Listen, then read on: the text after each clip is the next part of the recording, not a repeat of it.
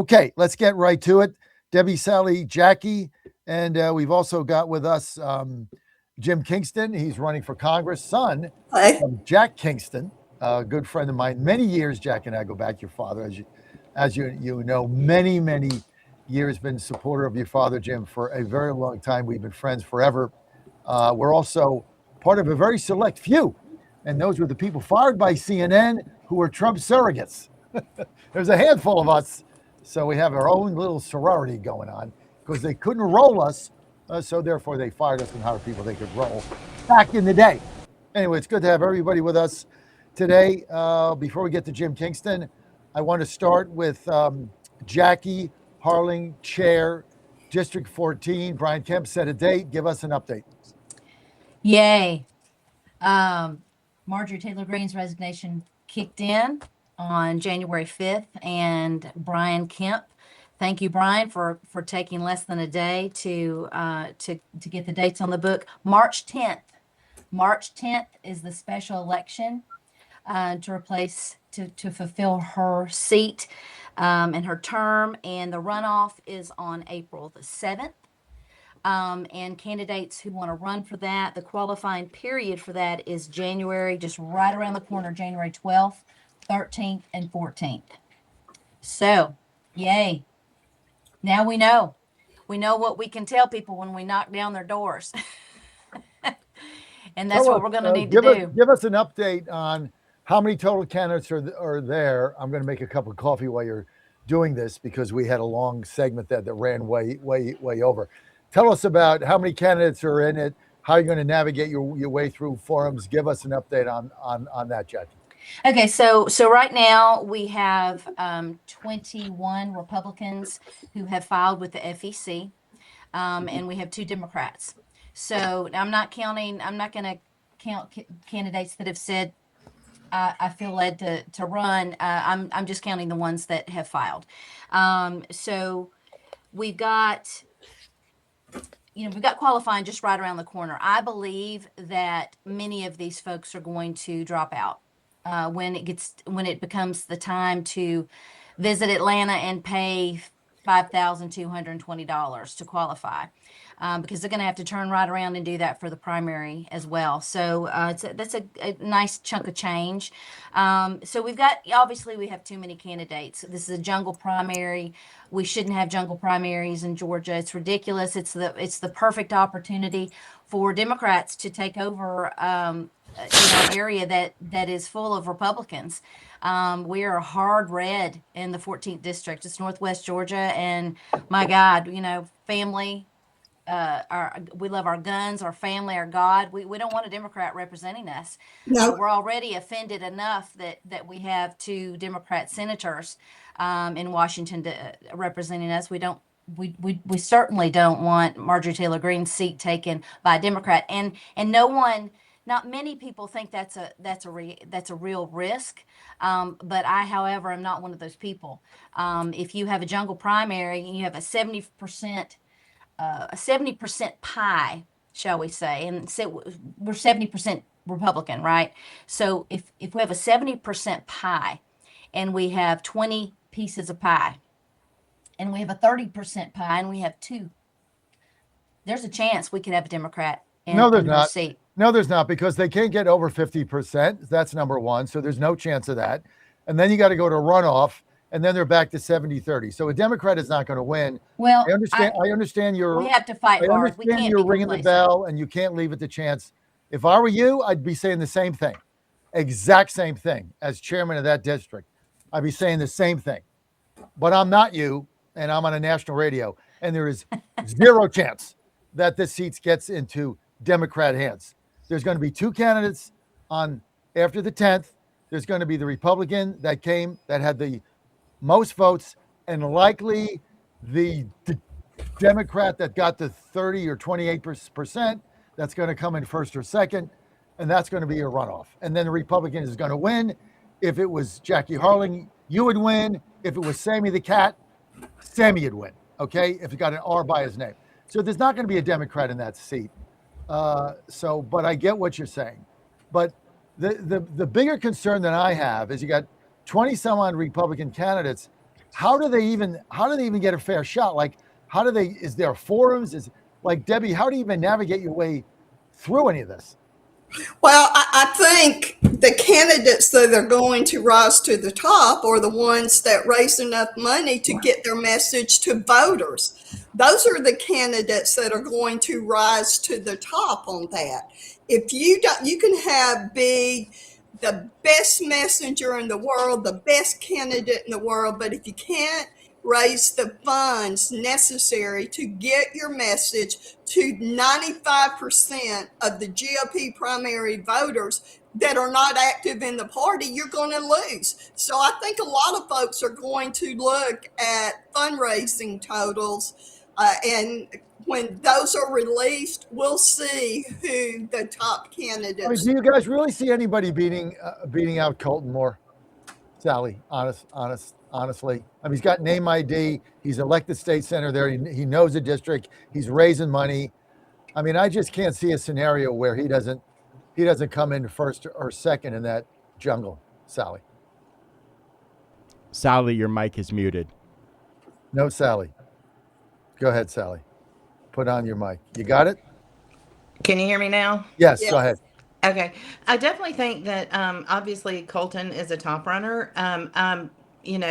You never know what's going to happen when the Trump endorsement comes in. I think you'll probably have maybe 3 or 4 top runners. I know that Jim Tully is strong. He's been in the district. Jim is very strong. You have the people due to the kerfuffle. Okay. With I'll continue what she's saying. Hey, Sally. Okay, so you're back. it could be anybody's game at this point, the way I see it, depending on that Trump endorsement. If I'm Trump, there's no way that I endorse in this race. Nope. Not with 15, not with 20 Republicans in it. I mean, there's just no upside there.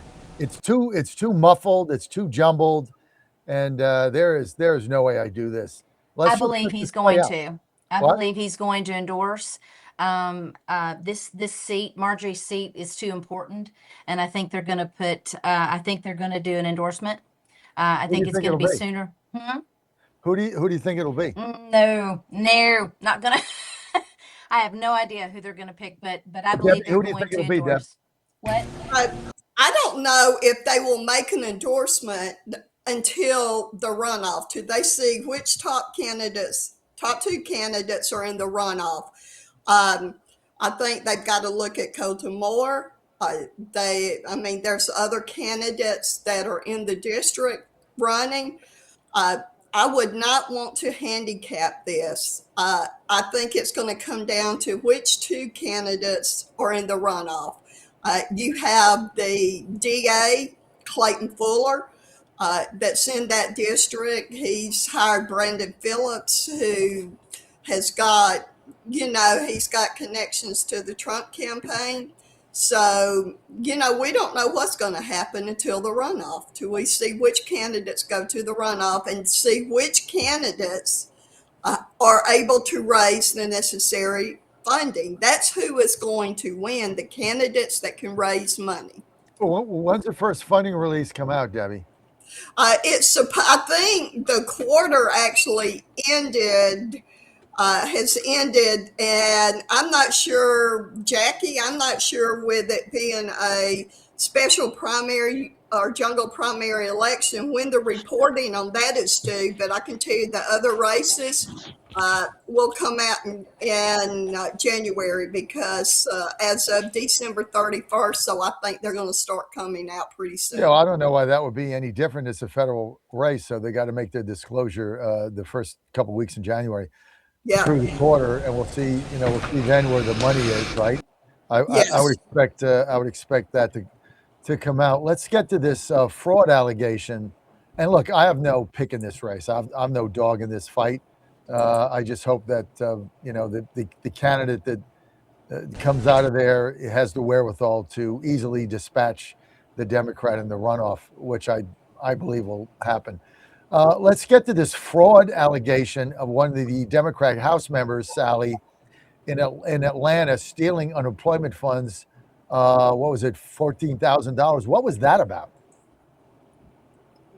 Sally?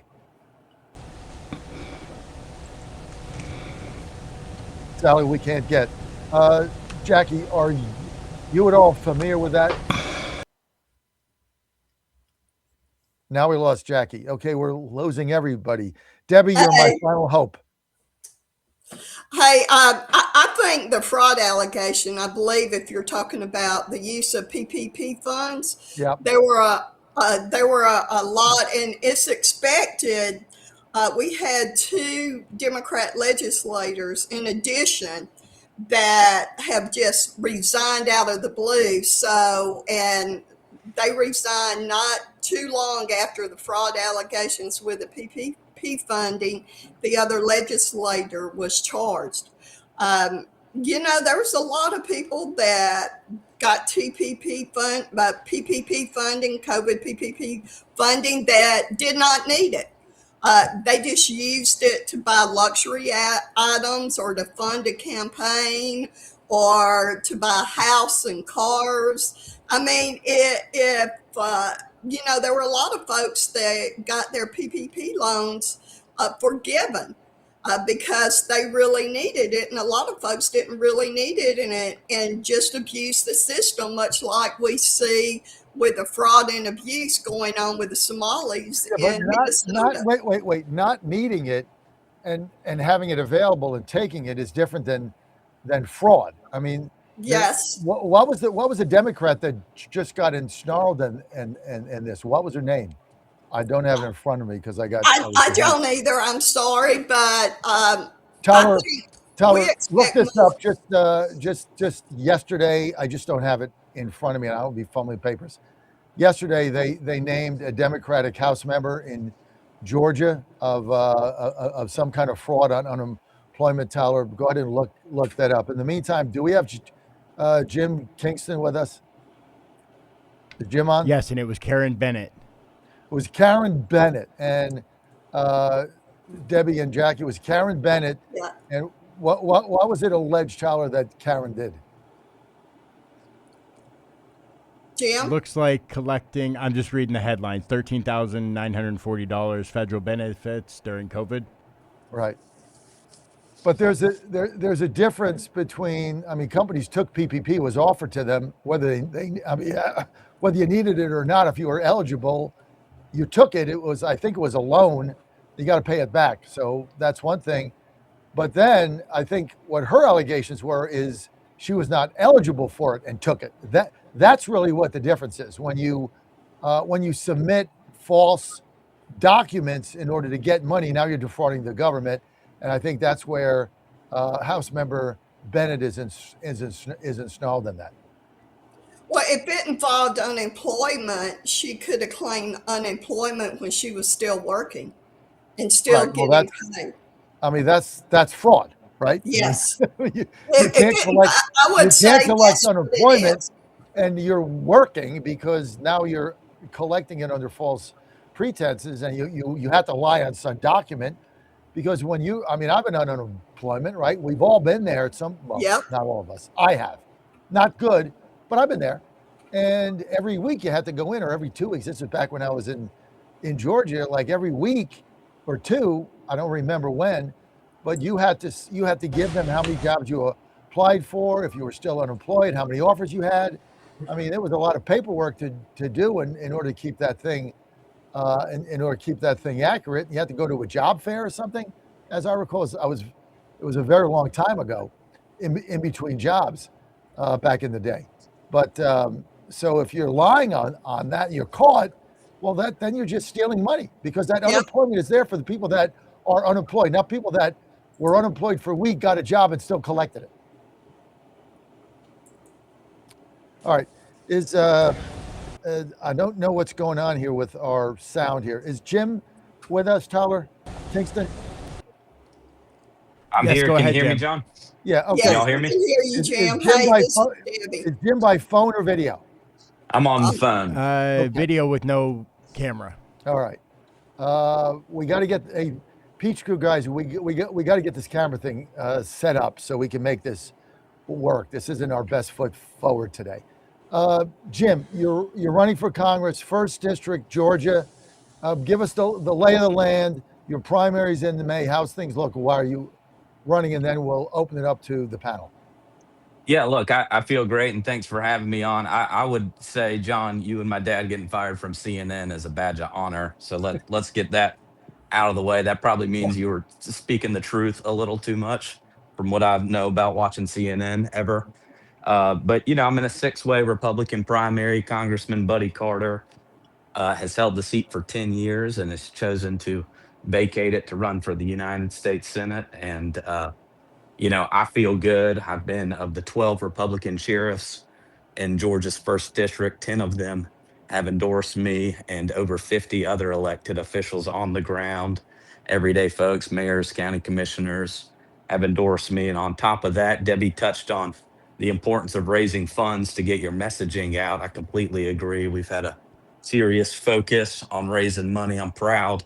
200 days in, I've raised over $1.6 million. What I'm more proud of is 90% of my donations are from the state of Georgia, and I have received multiple donations from all 15 counties in the district. So I'm trying my best to make sure that my support is deep and wide. But as y'all touched on early on the 14th, Georgia has runoffs. And so, you got to keep sprinting past the goal line, and you can't get cocky. They say, we all have heard this: you run unopposed or you run scared. Sadly, I have opposition, so I am running scared. Are you, would you consider yourself to be part of the MAGA base? I voted for Trump in 2016, 2020, in 2024. It was an easy choice for me every single time, especially when you look at the alternatives: Hillary Clinton, Kamala Harris, Joe Biden. As far as the label go, I'll let the voters decide that. I can say this: President Trump has been by far the most effective president in my lifetime. Look no further than last weekend. We had a bounty out for Maduro, um, and Trump captured him not only in the middle of the night, something the Democrat administration prior to him failed to do, but he did it without any American casualties. I like to think is that Trump, takes action, and he's done that, all over the world, which is why it's easy to support him. Panel, go ahead. Jim, I endorsed you, and I've known your dad a long time. You'll be a great candidate. What are the poll numbers? Have there been any internal or public poll numbers released in your district yet? And I have no doubt you're going to represent your district well. Yeah, thank you, and thank you for your support. I get an update on the Facebook page every once in a while by my team. I was told that your post of exclaiming your support did very well. So that's a Yeah. tribute to you more than it is me. I've been focused on raising money, not spending it. Sadly, polling is very expensive. I think we'll do a poll at some point in the future, but as we all know, the poll that matters the most is election day. And with the way the early voting is set up now, there's not really election day. It's almost election season. So I have not spent money on a poll. And I understand. I didn't know if there were public polling there. I would think you're the front runner. Who do you see as your strongest competition in that race? I'm not sure. I try really hard to stay positive and promote myself when I go places, not tear anyone else down. I mean, in Right. 2025, I know the panel knows this. We lost two public service commission seats. I know we were talking about the 14th earlier, but let's make no mistake, the Republican Party needs to be united. And at the Yeah. gubernatorial race, the Senate race, I mean, it's sickening to me that John Ossoff and Raphael Warnock are our two senators. If I'm the nominee, I plan on bringing everybody together. I'm proud to have the endorsement of a lot of local elected officials, but also United States Senator Ted Cruz has endorsed me, and Congressman Jim Jordan. My goal is to grow the pie, not shrink it. Very well said. So look, we're in a state right now with a lot of division. I'm going to go to Sally.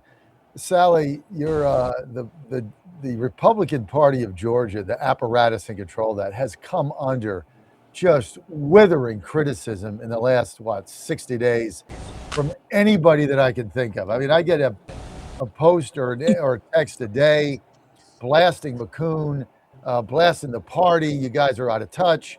You're not doing anything. You still haven't healed the wounds of that convention. I mean, it goes on and on and on. What do you see as the future here about getting this party back together? I mean, the hate and vitriol that goes on within your party is just stunning to me. I mean, it just never ends. Worse than Virginia now, which is a complete disaster. When you guys going to fix this and get everybody on the same page so that we can beat Ossoff and win some of these races? I mean, the division there is incredible. You're right, John. The division is incredible, and I agree. And I like positivity and good words to be said about people. And there is a lot of division. There's a lot of blame about the PSC races, but there's likewise a lot of blame about when the PSC races were held. And that started a long time ago. That had a lot to do with it. But it's very easy to just grab a shovel and just heap more on the Georgia Republican Party. But I can tell you that Chairman Josh McCoon has been totally focused on working hard for races, doing coordination as much as possible with candidates to get voters out and to the polls. We do also have a problem with apathy in the party.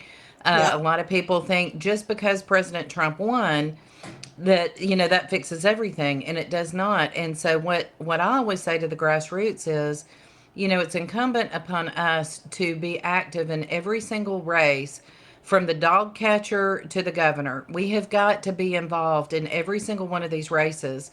And in the PSC race, there were a lot of things that do not fall at the feet of the Georgia Republican Party. I can tell you that for sure.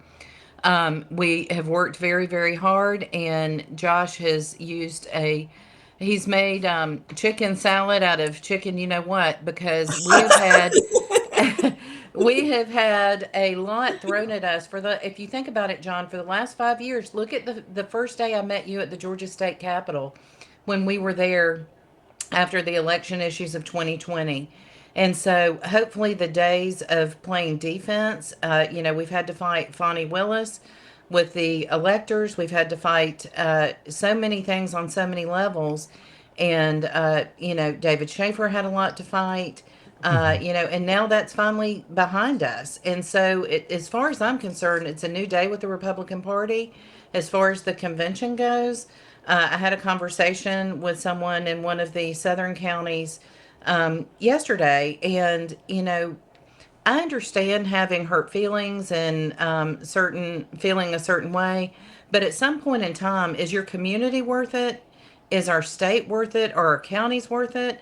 I mean, how long is grudge holding going to prevent us from getting together and doing the right thing? And all I can say is, it's my hope that people will get it together and realize that our children and our grandchildren are worth more than a grudge. I agree. And I can tell you there was an legislative seat special election held yesterday. I believe it was based in Cherokee County, and the Republican won by 50 points in that race. And the AJC writes the news articles, something like, oh, Republicans win, kind of like we were in trouble and all that. The PSC races were an outlier. The Georgia Republican Party had nothing to do with what happened in that race. It was strictly the Republican economy. They did. Wait a minute, that's fake news. Your two commissioners that got beat voted for Georgia Power increases. That's why they got trounced. I don't care when that election was. It could have been, and the party had nothing to do with that. You know what, John? I'm gonna challenge you on that. For one thing, I think our next guest, so that we can clear all this up, I would like to get Trisha Pridemore on here, who is the commissioner, and she's going to be running. I think we need to get Trisha on here to do some explanation and to give her viewpoint, because I don't think it's fair to paint the entire Public Service Commission with one brush. Were there issues yes. in the race? Yes, but remember, The Georgia Republican Party can only do so much, just like with Mr. Kingston. He's going to run his own race. He is going to decide on his consultant. He is going to decide on his strategy. He is going to decide on his outreach. All the party can do is get people out to vote. But let's say, for instance, if Mr. Kingston decided to take a certain strategy, that's up to him. We have no say so or Right. control over that. And we get blamed for a lot of things sometimes that candidates choose to do or choose not to do when that's up Well, to the head them. coach gets blamed. Look, the Ravens fired John Harbaugh after 18 seasons because his rookie kicker missed a field goal 5 feet to the right. Harbaugh didn't kick the field goal, right? This guy's been successful the whole season, right? Justin, whatever his name's out of there. Guy misses the thing wide right by 5 feet, and they fire him after 18 seasons. You guys are in charge of the party. You got to be accountable. And look, I'm not saying it was right or wrong, but your two candidates voted for Georgia Power increases that hit people's mailboxes, and they're pissed. So they voted them out. And I don't care if that election was held on Easter Sunday, they'd have got beat. And You're I not agree. talking I'm about voting for Georgia Power increases, and then maybe Yeah, Those but rates were see, lower the, than the John, country. the party's role is not to recruit oh, candidates. come on, you want to give me the technical stuff? Come on, this is a radio. I know. Hey, nobody knew that the party's Hey, role Kingston, is not Kingston, to don't recruit vote candidates. for Georgia Power increases to your power bill when everybody's time over what broke. over Like, what don't do period it, of Jen. time? Over what Yeah. period So, of time, John? well, I Well, let know me say he likes this. poking the Everybody hates the bear. power companies. Jim, John, I think to your point, the best way to politic is good policy. And, I'm not going to point fingers and look backwards, but looking forward, I think we could say, and I think Debbie would agree, that the yeah, best way for Republicans to succeed in the state of Georgia moving forward is to deliver good conservative principles, yeah, good policy, lowering the cost, whether it's groceries or gas. By the way, Trump's done a great job with the price of gas, but whatever it is, we need to deliver. And when we do hold these seats, make sure we're being effective. I mean, there is nothing that upsets voters more than people being placeholders in office and not getting things done. And of course, not fulfilling their campaign promises. So that's not about any one individual or any one race, but generically speaking, when we Republicans win and hold power in Georgia, we need to deliver. bingo. Jim, you might Agreed. be better than your father. Well, I'm a better duck hunter. Tell him I said that. Let's Very also talk. well said, Jim. Let's also talk about integrity. I think so many people, when they look at candidates nowadays, they're looking at an integrity issue. I mean, Yes. they want to know that people who we're voting for, if people are going to get off their rear ends and take themselves down to vote, they want to know that the person that they are voting for has character and integrity and will stand up for them. And I think that that's one of the issues that we're lacking in some of these races and frankly, in some candidates. I'm not speaking about any candidate in particular, I'm just talking about overall across the country. It's an integrity problem, too. Are you actually going to do what you say you're going to do when you get that position? So I think that this is just my plug to remind candidates wherever they may be, do what you say you're going to do. Don't do what you say you're not going to do, and be a person of integrity. And that's my input on that, John. Well If said. I could add something to that, as the district chairman in the PSC races, it's about, just like Sally said, it's about individual candidates. They have free will, and they have the ability to raise money, and they have the ability to pay campaign consultants to tell them what to do. Just a few weeks before the election, I was begging for signs, and their campaign said, we made the tough choice not to do any more signs. And so, as the 14th district first vice at the time, I devised, uh, we paid for signs, and I got all the counties to pitch in, and we had coverage We had signs for those. I designed the signs. There's only so much we can do. There's individual free will. Those you have to pick good candidates, and they have to make good choices, and they have to properly represent themselves. And the party is there to support them, but they can't just say, "Hey, you're making terrible decisions. You need to stop, and you need to let us be in charge." That's not how it works, unfortunately. Although Very sometimes well we'd like said. to do that. Yes. Making signs and holding your Republican candidates accountable for bad votes on Georgia Power. You can't get more candid than that. That's why we have this show. And thank you. Look, I like both of the people that got beat. I knew the one gentleman for years and years. But look, when you're going to play footsie with Georgia Power and your Yep. power bill's going up, you're going to get voted out when inflation is raging and you can't buy groceries, and then you get a power bill that's 20% higher. I mean, you got to vote them out. And The message blaming should the have been time of the that we were election cycle. still paying less for our energy than states run by Democrats. Yeah, That but should have that been the doesn't matter messaging, because but it wasn't. because nobody's got that perspective. All I know Right. is I live in Georgia. My power bill was $110. They voted for an increase. Now it's $127. So I'm pissed. I don't care what the power bill is in Illinois or California. It's 100. It went up $22. Yeah. I'm mad. I don't feel like paying it. So I vote out the people that voted for the increase. That's kind of the way politics is. And then I think Tricia Pridemore has voted along lockstep with Fitz Johnson and Tim Eccles to give Georgia Power everything she's going to lose they too. wanted She's going to get beat too. Yeah. You guys are not getting it. If you vote for the power companies, you're going to lose. She's going to get beat too.